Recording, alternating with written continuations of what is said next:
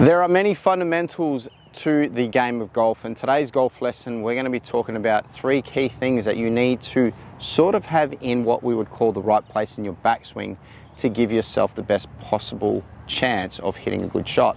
Now, you'll tend to notice that we talk about the backswing quite a fair amount in the game of golf because we just simply feel as coaches, if we can get you into what we would call an effective balanced position at the top of your backswing, well, that's going to give you the best opportunity to make release movements and momentum movements coming down into impact.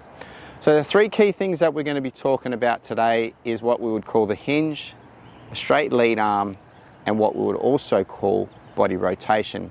These 3 movements combined together can get you into what we would call a very, very good position at the top of your backswing to give you effective impact. Now, there is one specific drill that I will show you towards the end of this video that's going to help you to create what we would call the best positions possible in your backswing. Now, we all have varying amounts of flexibility, so this concept and idea may not work for you but may work for some.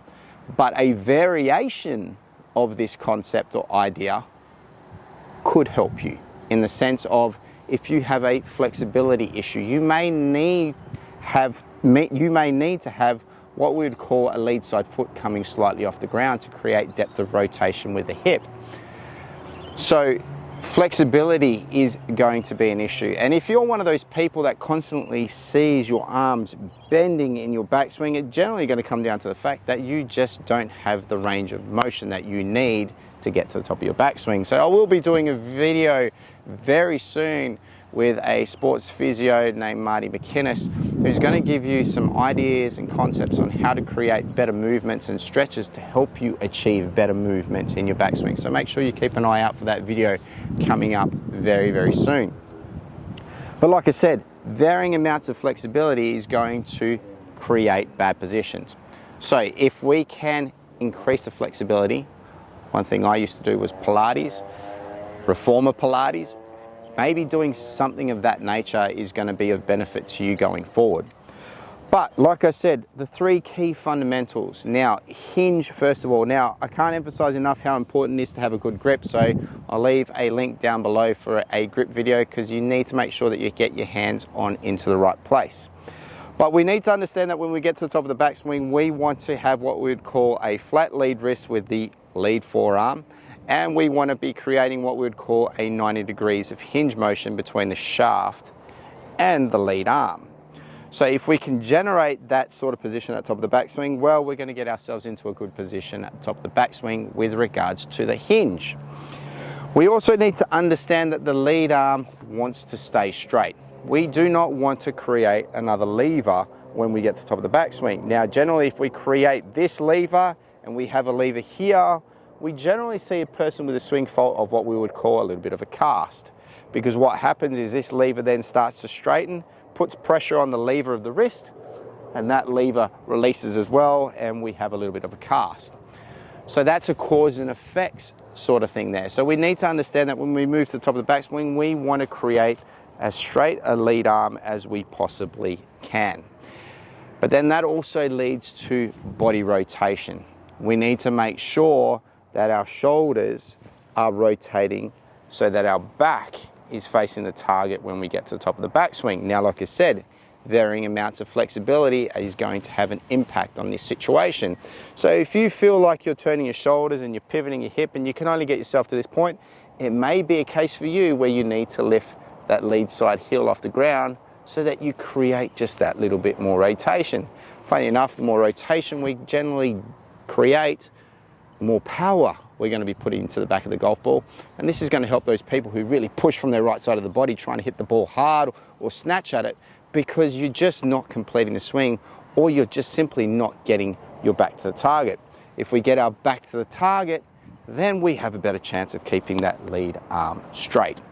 So like I said, the 3 fundamentals that we're looking for there: hinge of the lead wrist, a flat lead wrist to keep the club face in what we would call more controlled position, straight lead arm, and body rotation. So one of my favorite drills I like to do with my students is what I would call the preset drill. And it's a very, very simple drill, but it's a drill that helps you to create good structure throughout the backswing. So what I want you to do is you're going to take your setup.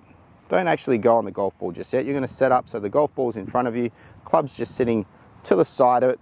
You're going to take your setup, you're going to make sure you take your perfect grip. Now make sure, like I said, go watch my grip video so you get an understanding of this. From there, what I want you to do is you're going to keep your hands central to your body. 9 times out of 10 when I see people, I talk to people about this drill, the hands end up over here. I don't want the hands or the arms to be moving when you do this. But what I want you to do is I want you to put that shaft on a 90-degree angle to the lead forearm. So all of a sudden you've set your hinge, but your hands are still central. Also make sure that when you get yourself into this position, that your knuckles aren't facing towards the camera in this case. I want you to make sure that your knuckles are sort of aiming towards the ground. And that causes the club face to get what we would call more neutral, or if not slightly closed.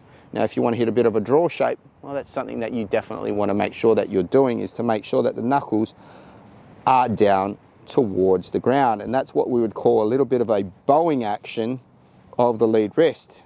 Cupping opens that club face. So take your setup, get the shaft 90 degrees parallel to the forearm, or get the shaft parallel to the ground. Make sure the hands are staying central, and that last little bit, make sure that the knuckles are pointing to the ground. Now what that will also do is give you cupping through the trail side wrist, but it'll also put a little bit of bend in that trail arm. Now that we've got ourselves into the position, the funny thing is all we need to do now here is turn our back to the target and let the lead arm swing up, maintaining that structure. Now as you can see there, I'm trying to maximize turn as much as I can, so I've pulled my lead side heel off the ground. That extension feeling is going to get me into a position at the top of my backswing to give me the best chance possible of creating some power coming down into impact. The most important thing for me there is when I get to that top of that position and I've got that lead side heel, first thing that I want to do when I'm transitioning back to the golf ball is plant that lead side heel into the ground. I've got a great video on that coming up very shortly with regards to transition, and a really good little concept and feel that you can use to help you hit the ball better. So take your setup, again just to the side of the golf ball. We're going to set it parallel to the ground, keep the hands central, knuckles towards the ground. We're going to swing the lead arm up as we pull the trail side shoulder and hip back. Voila, we've got good turn, we've got good structure at the top of the backswing, which allows us to make good movements coming back into impact. Great thing about this drill is you can do it on hitting a golf ball. Now there's no guarantee that I'm going to hit this golf ball well, but practice makes perfect, and if we can get the feelings right, we're generally going to hit the golf ball a lot better. So set, position, turn up, swing through. Perfect strike, the ball's moving in the right direction. We got good amounts of turn, we had great structure. You need to overemphasize your practice to make a change. So you need to make sure that everything's in the right place so that you're creating effective feelings.